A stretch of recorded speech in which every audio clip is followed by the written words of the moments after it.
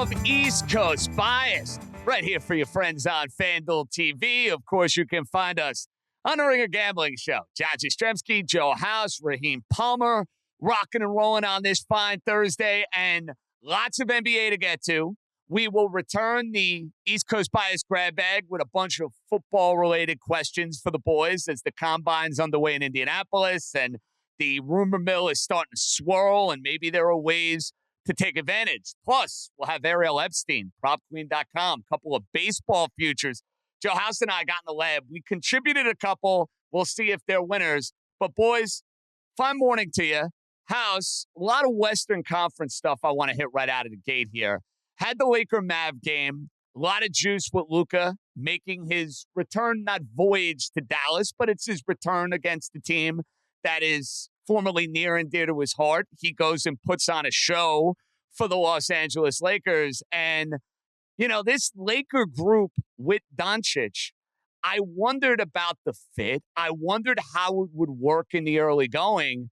And it's very, very early to judge as far as playoff success. You can get involved if you want as far as the futures market is concerned. It's something I, for one, am not going to do with the Lakers. But it seems Luka has come in a little extra incentive of motivation here after the trade that went down a few weeks ago and has looked the part so far.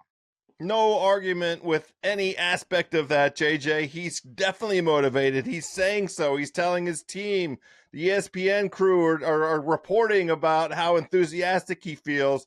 The two most important people for the success of this Luka arrival and his assimilation into the Lakers are LeBron James and JJ Redick. And both of those dudes, from scheme, game plan, out of Redick, and what we see out of the way that LeBron's playing, not just, you know, in terms of the harmony that he and Luka have established already, but dude has pep in his step. Like, it looks like those guys cannot believe that they have the talent of Luka Doncic playing with them. Like, they're still getting over how lucky they must feel to have this world-class top 3, top 4, to however you want to rank him. He's a top 5 player in the world, and they're still discovering, you know, who they can be. And Luka, his own self, is discovering. I mean, he had a triple-double in that game against Dallas. He's not in shape, and you could see he's not in shape. And his head, you know, he confessed afterwards that he blacked out for big portions of that game because the emotions got to him. 19-12 and whatever it was, you know, with the assists in blackout state. That's scary, and it's good for the league. I'm happy for this to be working out the way that it is, Dream. But that dummy Sneaker Boy, I don't even know why we should talk about him. You know, what point is he making going to Los Angeles and being on the sideline and shaking hands with people? What's Nico Harrison doing, Dream? Yeah, I have no idea what Nico Harrison is doing. But, I mean, right now, if you look at the Los Angeles Lakers, the thing that makes them dangerous is that they have three elite playmakers on the floor. And LeBron James, Luka Doncic, and Austin Reeves. And at any one point in time, one of those guys is going to be on the floor. Now, the thing I don't know about when it comes to this Lakers team is I truly don't know what they are. I mean, when you look at them since the All-Star break, they are 3-1. They have a net rating of plus 8.5, but it's not like they've had a murderer's row of schedule. They played the Charlotte Hornets, who they lost to. They played the Portland Trail Blazers. They played the Denver Nuggets and the bombed out and depleted Dallas Mavericks. I'm looking forward to see how they perform over this next stretch when they take over the Timberwolves. They take on the Clippers twice. They take on the Knicks. They take on the Boston Celtics, Milwaukee Bucks, and the Denver Nuggets. That's what I'm excited to see because I want to know what this team is. Right now, I really don't know. I think that's totally fair. And you're seeing a renaissance clearly from the Lakers over the last month. You've gotten that from the Golden State Warriors since they made the Jimmy Butler trade. But, you know, Raheem, the other night, I'm watching the second part. We talked about this on our Monday show. OKC, Minnesota, and that weird schedule quirk about them playing back-to-back games. Well, Oklahoma City was up comfortably. Minnesota pulled off, in my opinion, the comeback of the year in the NBA with how they were able to come back when Anthony Edwards on the bench. He goes and makes the signature defensive block to go and basically end the game. And my thought was, Raheem, watching, if Minnesota matches up with Oklahoma City, I think that's going to be one hell of a dogfight, my man. Like, watching those two teams, I watched a lot of the game on Sunday. I watched a lot of the game on Monday. That does not profile to me as your typical 1-8 cakewalk type of series if indeed Minnesota gets there. I think that Minnesota team could provide a decent amount of physicality and problems for an Oklahoma City team that looks predestined to go to the NBA Finals. Yeah, I think, House has spoken about this earlier on this year with the in-season tournament championship. You saw the Oklahoma City Thunder, when they get into these tight spots, the role players aren't necessarily hitting threes. And if you're trapping SGA and you're making other guys beat you, who is going to be that second guy? Because right now, there's a lot of question marks surrounding Jalen Williams being that second guy. Is he good enough to be the number 2 player on a championship team? And you look at the rest of those guys, they got to hit open shots. That did not happen on Monday night. And you look at how they shot from the field, 15 of 49, 30% from behind the arc. And that can't happen if this team is going to go to the championship. And that game right there is the reason why a lot of people are questioning if the Oklahoma City Thunder are going to make the NBA Finals. Count me among them. I mean, I said on the Monday show that I wasn't ready to just advance the Thunder right into that Western Conference final. And that night, they came out and gave us a rendition of exactly why I'm skeptical. They were up, gentlemen, 121 to 105. That's a 16-point lead with 3 minutes and 41 seconds left. Now, I did the hard work of sitting down and doing a forensic in that play-by-play. And here's the good thing. Those guys are well coached. They ran the shot clock down in each of their possessions. But the problem is running the shot clock down in possessions sometimes has the effect of leaving you with a tough shot. And what they did was they shot 0 for 4 from 3 inside that last 3.5 minutes. They had 3 shots blocked and they had 2 turnovers. Until the final possession when Shea got to the rim and tried to make a game-winning layup. They need to run sets that get the guy that leads the NBA in free throw attempts. He better be getting to the rim. They better be figuring out ways to get him in optimal position because there's no guarantee that the cast of characters on the outside are going to knock down these threes. There was too many touches by Alex Caruso. Yes, he's an important player down the stretch for defensive purposes. But this is the vulnerability they have. And you know what? I really hope that we get this matchup because Minnesota is here for it. They were their own selves depleted. No Gobert. And, Anthony Edwards had to sit out a big chunk of the fourth quarter because his leg got kicked. His calf hurt. But he came in and sure did have some game-clinching plays. So, JJ, count me skeptical of Oklahoma City. In the right circumstances, I'm looking forward to fading them in the playoffs. Raheem, I'll let you buy stock right now. Golden State, Laker, Minnesota. One of those 3. Who are you buying stock in? You said Golden State, Lakers, Minnesota? Uh-huh. Right now, since the All-Star break, the Golden State Warriors are 3-0. They have the highest net rating in the league at 26.9. It feels like Steph Curry, Draymond Green, those guys are rejuvenated since Jimmy Butler joined. They have the championship medal. I got to trust them. I'm with you on that, Raheem. And I like Minnesota, and I know the Lakers have LeBron and Luka. The way they can now play defense, House, I think that makes a big deal of difference for Golden State. I'm a believer, man. They got to play somebody. Look at who they beat. Schedule. And we had But you can say the same thing about the Lakers, too. Well, they had a referendum game. They went into Denver and took down that dragon. It was to their own surprise. You could tell how enthusiastic, how excited they were, the Lakers, after they beat Denver in Denver. But it was the way that the Lakers beat Denver that was most interesting to me. And that is why my own personal investment would be in the Lakers, because I have Luka and LeBron teeny tiny bit ahead of Steph Curry and Jimmy Butler. And I have nothing but respect for Minnesota. But if I have to make an investment, it's in the Lakers. Boys, we are just getting warmed up. The juices are flowing already on East Coast Bias. And I can promise you when we come back, one of our hosts is going to remain with us for the remainder of the year. They're not dropping off the pod. I can promise you that. Yeah, there's something like that going on in Philadelphia. And can anybody spoil the party between Cleveland and Boston and an inevitable Eastern Conference final? We'll dive into that right after this.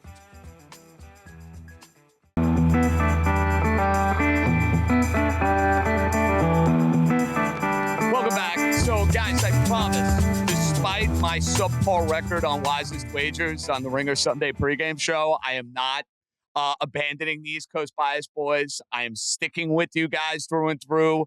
Raheem, we don't do that around here. We face the music. Paul George is discontinuing that podcast. I am not going to let the bad record get in the way of me discontinuing East Coast Bias. No, my friend. I mean, you're our point guard, so regardless of what happens, we're following your lead. You're throwing us assists like Jason Kidd, and you're definitely not like Podcast P. So Podcast P, I don't know what he's doing over there since he's joined Philadelphia, but they might need to throw him somewhere like when, Fresh Prince of Bel-Air, Jazzy Jeff. They need to throw him out the house or something. Yeah, JJ, you don't live in an alternate reality. You don't live in podcast world and then, treat your responsibilities in the rest of your life like they are, something, a world of fiction. That man with the podcast all the way up to this point, and, I'll just add to it, the pictures that emerged from his enjoying himself during All-Star break, what is he doing? That's a guy that took a giant bag of money and in possibly the worst city in the world to take that money and rub it in everybody's face. This dude is not scoring 20 points in any games. He's been a shell of himself. He delivered an effort that was so far below what the franchise anticipated. They understood coming into the season the gamble they were taking with Embiid. Paul George was supposed to help smooth that over. They had intentions of being competitive. Every move they made in the summer was with an eye towards being competitive with the upper echelon of the East. And Paul George single-handedly sabotaged that. Now, Embiid had his own role, but there is really no excuse. We don't have evidence of a Paul George, significant injury. I'm sure. I gotta pause you there because there has been reports coming out saying that Paul George has just been playing in pain the whole year, and he's like, somebody needs to report it. What's the pain? What's the injury? Shut it down, then. Shut it down. Right. Yeah. One or the other. I don't want to hear it now after the fact. Shut it down. The season's over, and this leads me to my next point, Raheem. Mm-hmm. This race for the play-in in the Eastern Conference is so bad. Like somebody said to me the other day walking around town, hey, did you know the Nets are only a game? And I said, excuse me? I said the Nets are only a game out of the loss column in the play-in? Even though the Nets, let's be honest, the best thing they could do is not make the play-in and make sure that they're in the lottery for Cooper Flag and everything that comes with it. Raheem, who wants to be in these play-in spots with these teams? I know your Sixers don't. The Sixers are plus 200 on FanDuel Sportsbook to make the play-in. And right now, I wish that FanDuel would offer no markets on this, because they're not making the play-in.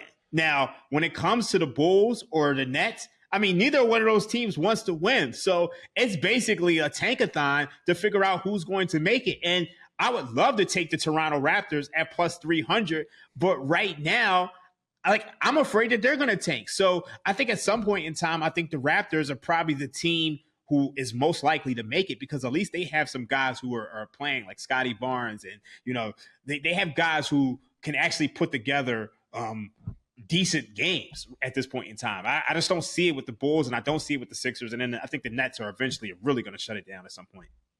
I totally agree with the idea of the Raptors, but, I sat down with Simmons and Russillo at the beginning of the season doing the win total forecast, and we all just shrugged our shoulders. What the hell are the Raptors doing? Who is this team? Now, to be fair to them, they can't get healthy. They have three guys that they feel like they are trying to build their future around: R.J. Barrett, Scotty Barnes, Manu Quickly, and now they've added in Ingram, which suggests a team that has intentions of competing but they lose. They lose to everybody. There isn't, they can't get all four of their guys plus Pirtle on the floor at the same time for whatever the reason is. I like that idea of them as the team that makes the most sense for the play-in, because it doesn't, the Nets don't make sense, and certainly the Bulls and the Sixers are focused on the opposite.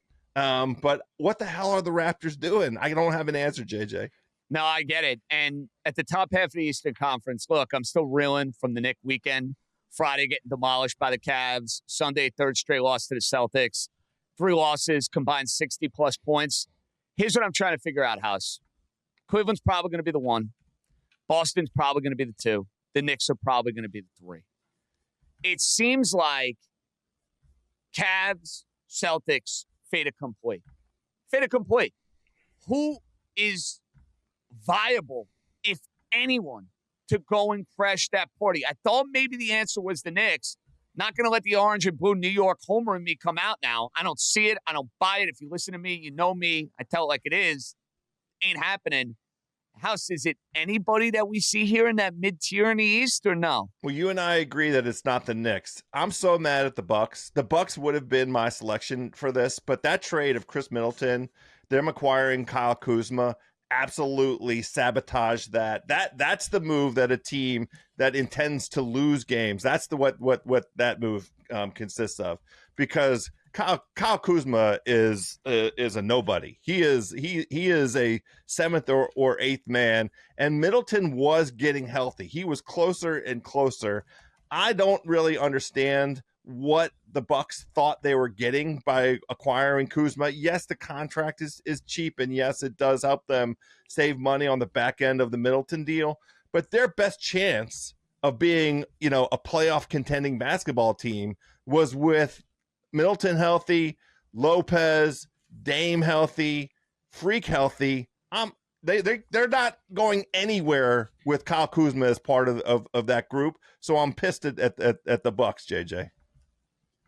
Raheem, I'll give you that exact same question, because Cleveland, Boston, records speak for themselves. Can we find any value with these mid-tier teams? Forget about the teams in the play-in that are trying to basically get themselves into the lottery. The Milwaukees of the world. Detroit has had this feel-good season. You give that. I'm throwing that like tier 3 through 6. Any interest, any biting on anyone? So there's no interest on anyone. But the third best team in the Eastern Conference to me is clearly the Indiana Pacers. They've been the team that's been most competitive with the Boston Celtics and the Cleveland Cavaliers outside of, pretty much anyone else in the East. So I think that's the third best team in the East, but I don't think there's any value on them at all, because I think at some point you're looking at a team who is 4th in the Eastern Conference. They're probably going to play the Cleveland Cavaliers in the second round. So it's just, I'm just not seeing any value. And, they're in a 4 or 5 spot. As much as House has spoken down on the Bucks, that's a series that they could lose. So I just don't see any value. I think the clear hierarchy in the East is the Cavs and the Celtics. But I think right behind them on tier 2 is probably the Pacers. But I think if you're looking at them, you could play them series by series and get more value. Boys, when we come back, by popular demand, the East Coast Bias grab bag is returning for the second straight week. But this week, it's got a little twist. There is only one topic that will be in the East Coast Bias grab bag, and it involves the off-season NFL rumor mill, where we will combine what's going to happen over the next few weeks to our guys' gambling acumen, and we'll try to make sense of some of the moving and shaking and wheelings and dealings that may be out there. We got a couple of good ones I look forward to sharing with Raheem and House coming up right here, East Coast Bias on FanDuel TV.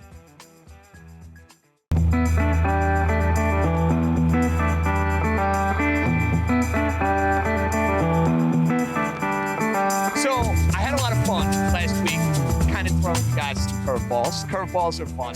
They're not fun to hit. They're fun to throw if you can execute it properly. But with the NFL Combine underway in Indianapolis, and with the names of the offseason starting to circle around potential landing spots, I thought we'd have a little fun here. Raheem, I'll start with you.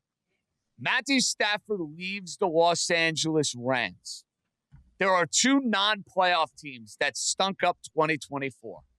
Who would be more competitive with Stafford in 2025? Is it the Las Vegas Raiders with Pete Carroll and Tom Brady and Max Crosby in a loaded division? Or is it Matthew Stafford finding his way to the Big Apple with Brian Dable and Malik Neighbors in a division that features House's Commanders and features the champion Philadelphia Eagles? Where can Matthew Stafford have more success if he leaves LA?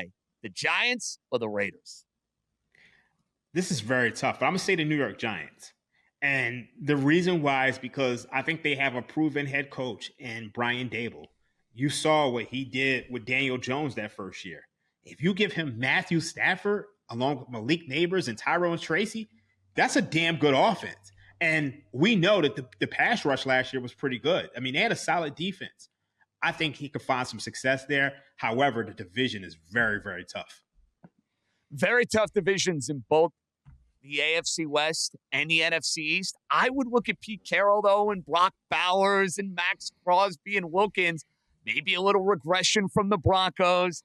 You guys know I'm not a Justin Herbert truther. Maybe the Chiefs aren't the same Chiefs as you talked about the day after the Super Bowl.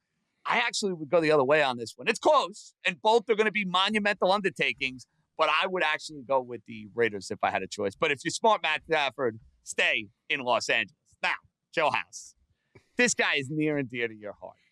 Aaron Rodgers. If Aaron Rodgers is the quarterback of the Los Angeles Rams, can he win 10 to 11 games? Yay or nay?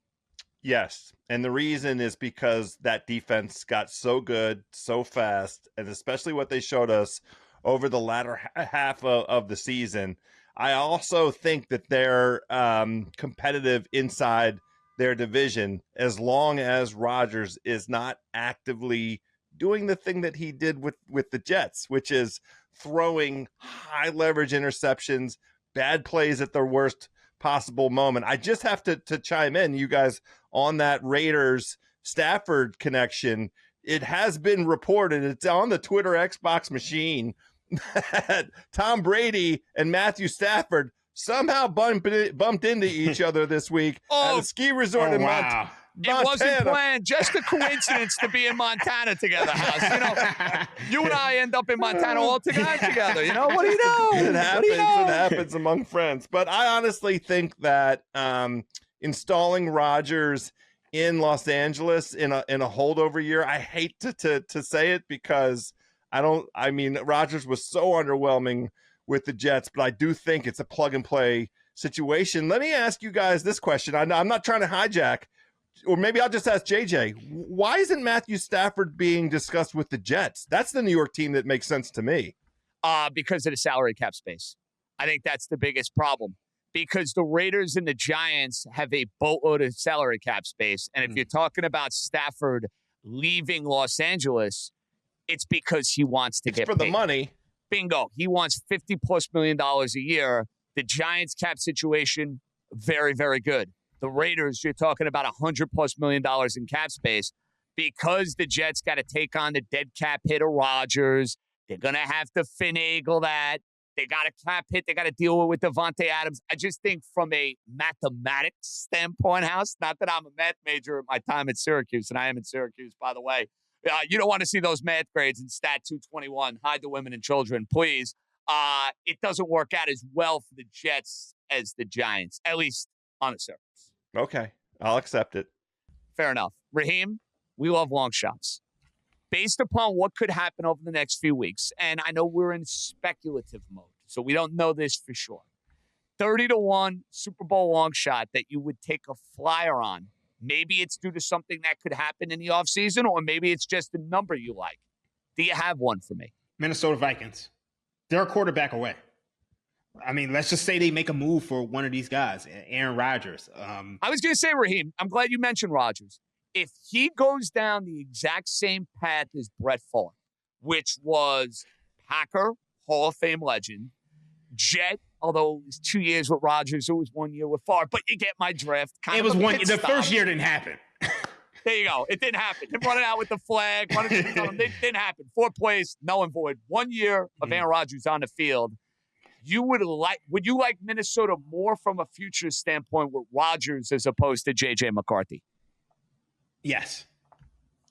It's just at the end of the day, all rookie quarterbacks have a ceiling except for Jayden Daniels, apparently. I mean, Jayden Daniels, he doesn't lead his team to punts. I mean, they just didn't punt last year. So, I mean, outside of that, you see rookie quarterbacks, they just have a ceiling. And you have a proven head coach in KOC in Minnesota. You have all the weapons. You have a solid defense. You have everything that you need over there except for a quarterback. If Sam Darnold doesn't turn into a pumpkin, who knows what the Minnesota Vikings could have been. So I think you put Aaron Rodgers in that system. He follows down the same path as Brett Favre, and they're probably in the NFC Championship game.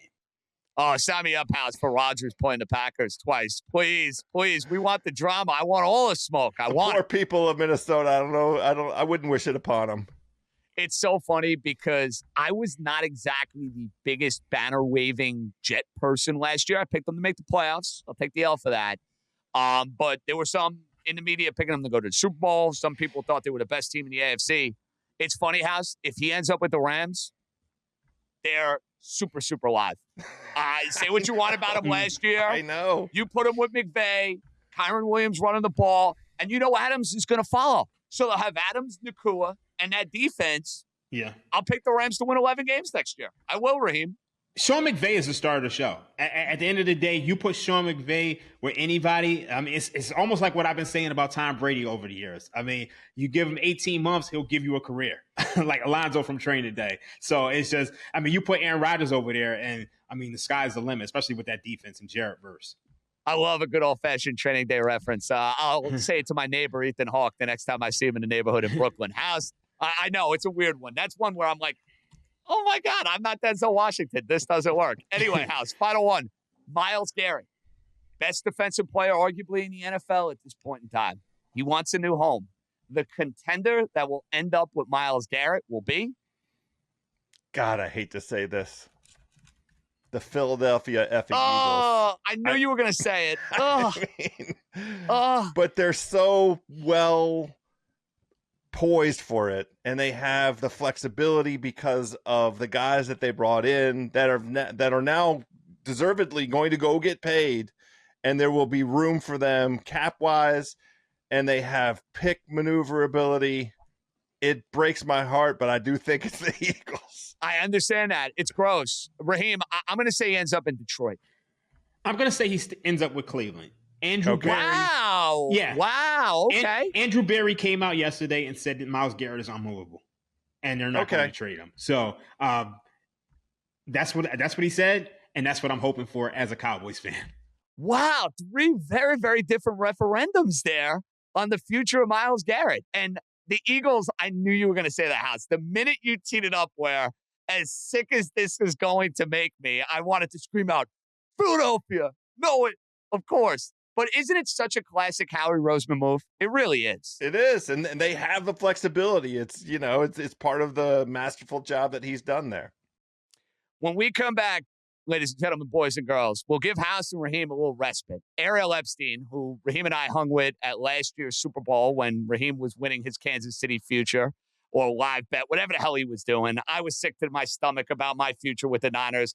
Ariel loves baseball. She's killing it, propqueen.com. She's got some baseball futures, and she's going to grade 2 family plays that Joe House and I have endorsed. We will give out what those family plays may be. One happens to be an over-under. The other happens to be a division bet. That is coming your way with Ariel Epstein joining East Coast Bias right after this.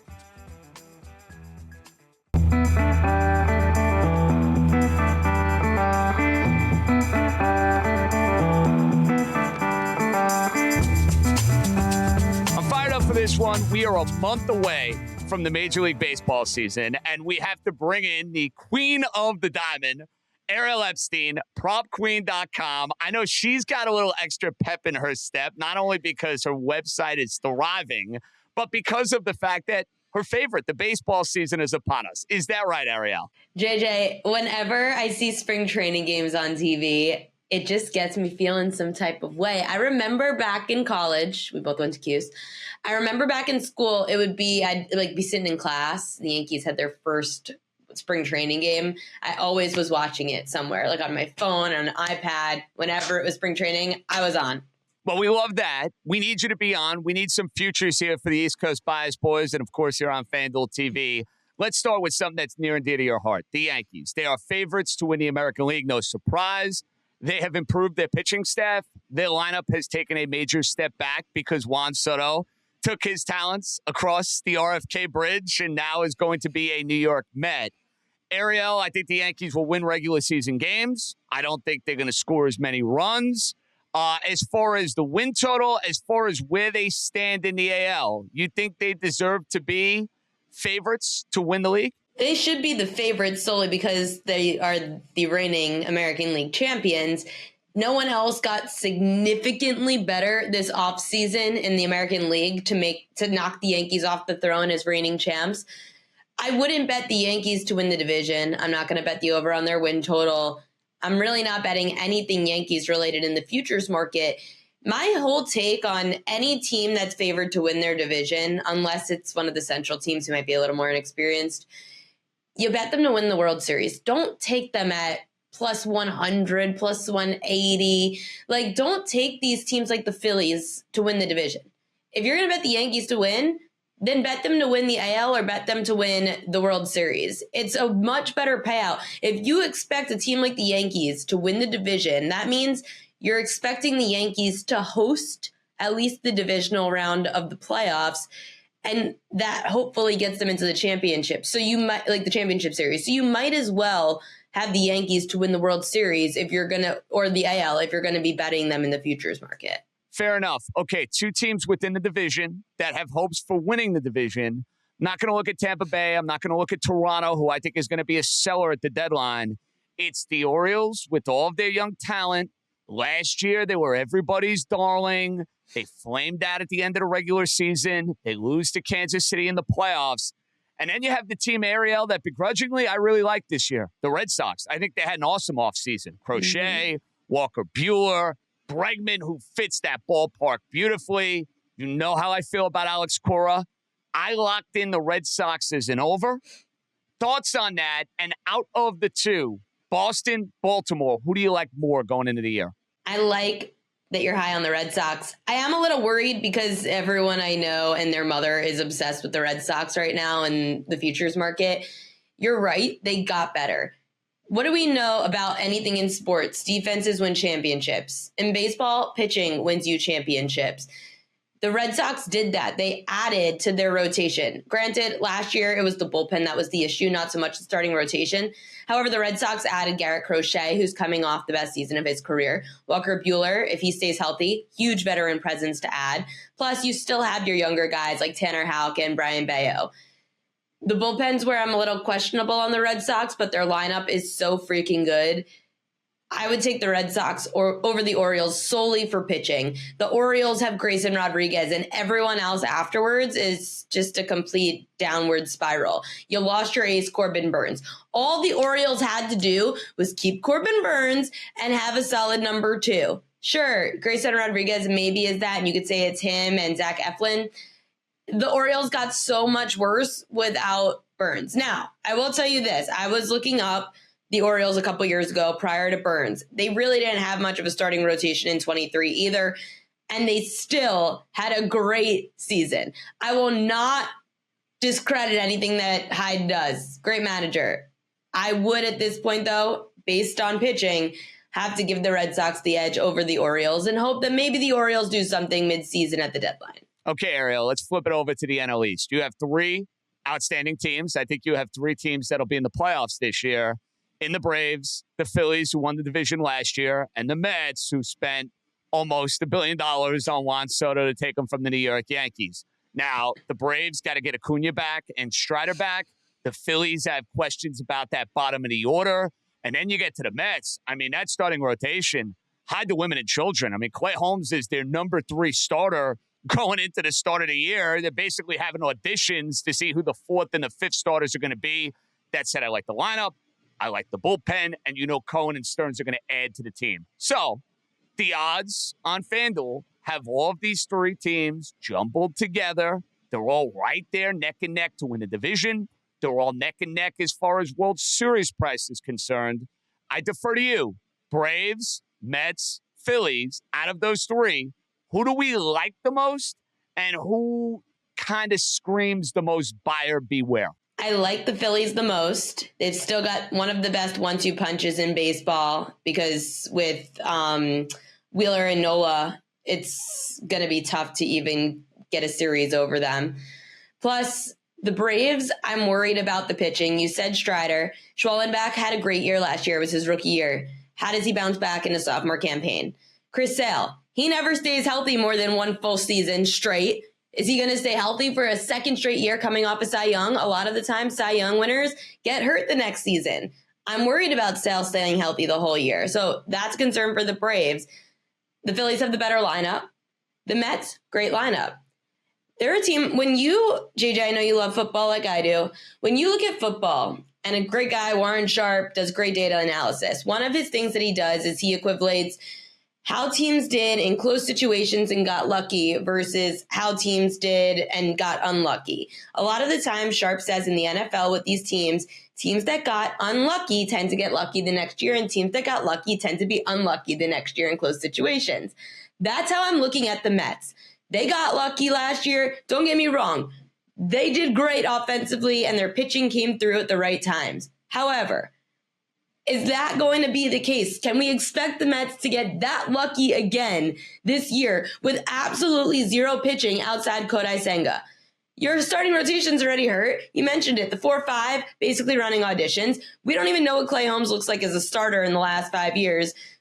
I'm concerned about the Mets, and it's not because, like, I know everyone knows I'm a Yankees fan. It has nothing to do with that.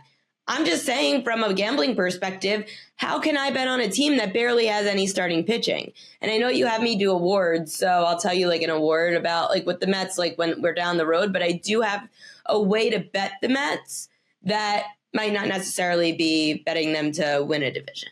Okay, fair enough. Well, you mentioned an award. Give me an award prop. There's so many out there. You could have so much fun or drive yourself to drink on MVP, Cy Young, Rookie of the Year. So, Ariel, I'm giving you full board. Give me like one or two that you like. The way I would play the Mets, comeback player of the year, Kodai Senga. If the Mets are in playoff contention, the Mets, it has to be because Kodai Senga is pitching like an ace.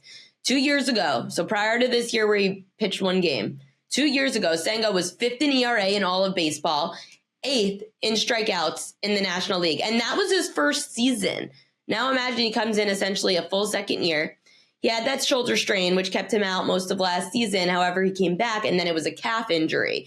So it wasn't really so much about the arm the second time around. So as long as Kodai Senga is actually healthy, I mean, he has 40-1 odds to win the Cy Young. I don't see the Mets really, I see the award. I know this is now like a gut feel thing, which I hate, but the awards are so biased towards stars.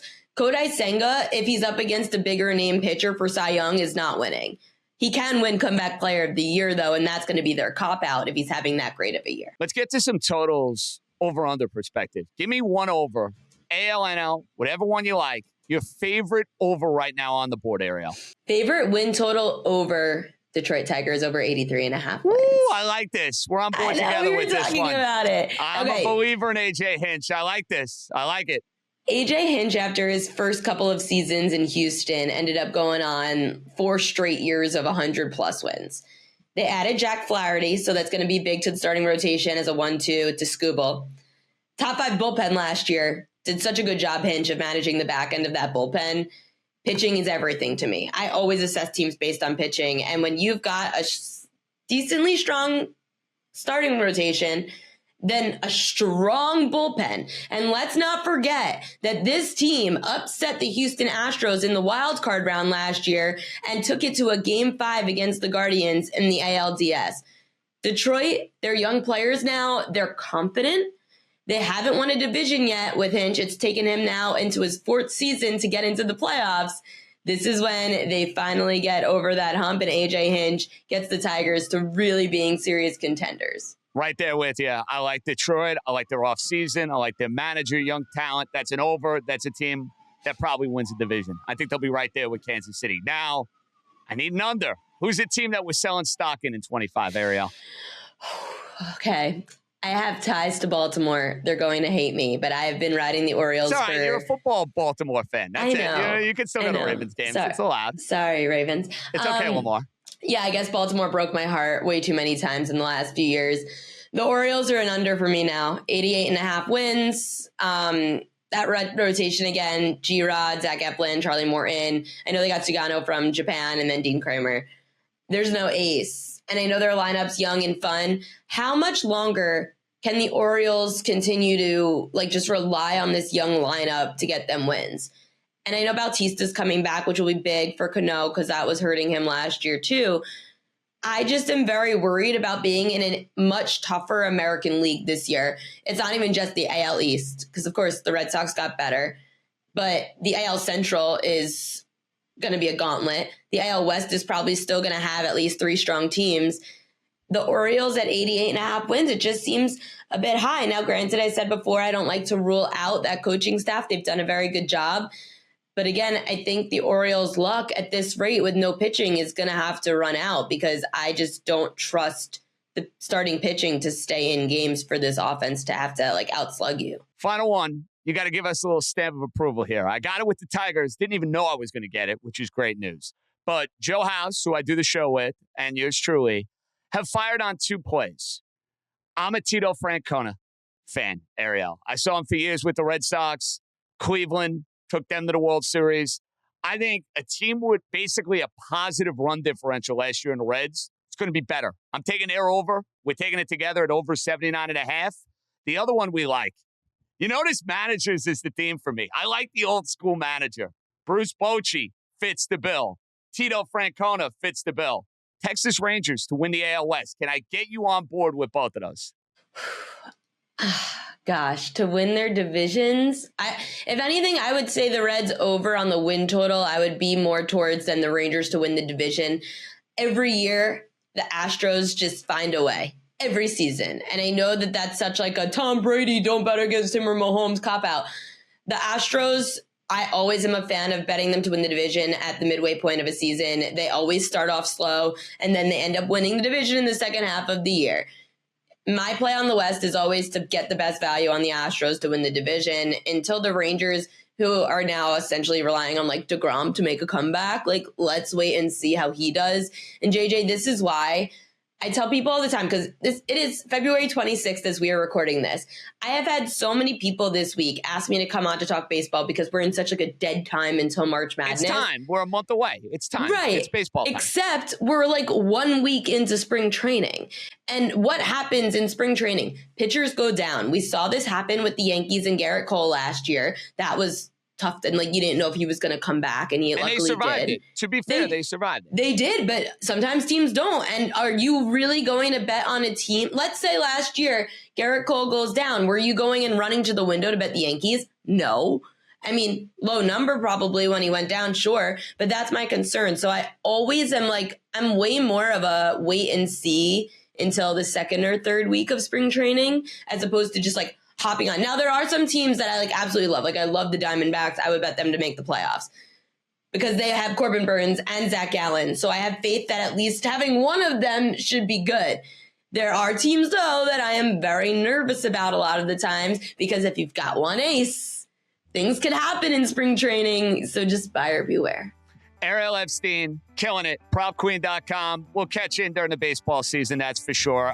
Don't be a stranger. I'll see you at Yankee Stadium. Thanks for a few minutes, all right? See you at opening day, JJ. That's what I'm talking about. We got a lot more coming your way. We got best bets still to come. The East Coast Bias Boys right here on FanDuel TV.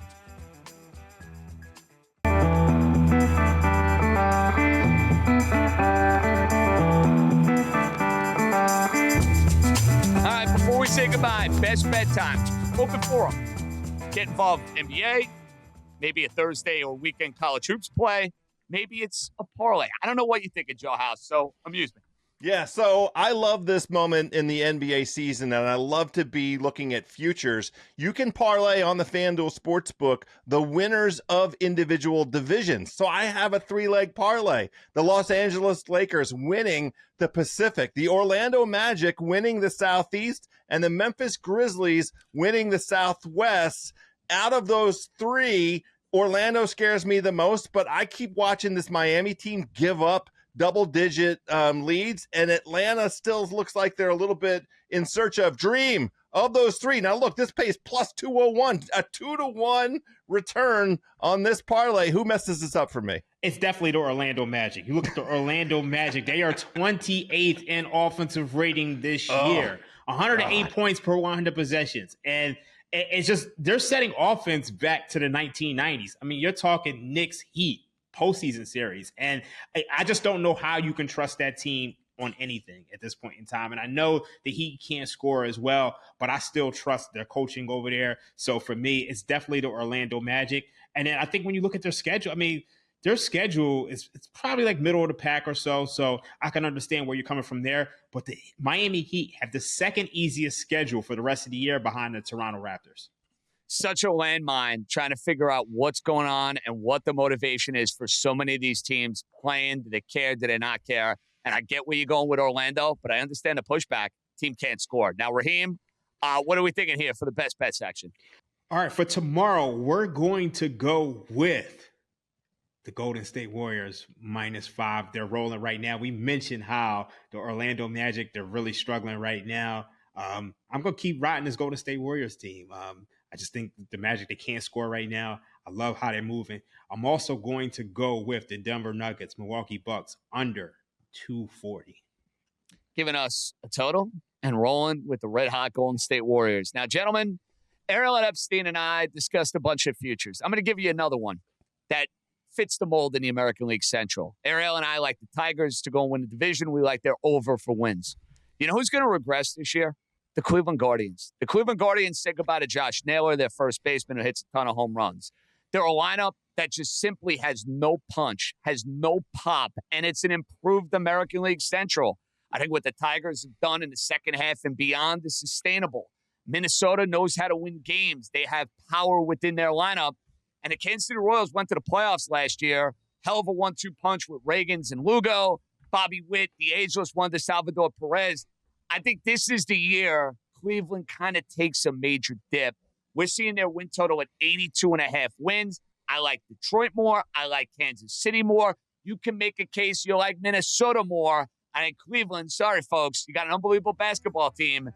It is not your year in Major League Baseball. Under 82.5 wins for the Cleveland Guardians. That's going to do it for this roller coaster East Coast bias. I love keeping you guys on your toes. Good work by Joe House and Raheem Palmer. JJ signing off. Good job by Stefan. We'll be back on Monday on the Ringer Gambling Show. We'll see you Thursday, 9 a.m. Eastern on FanDuel TV. Be good, everybody.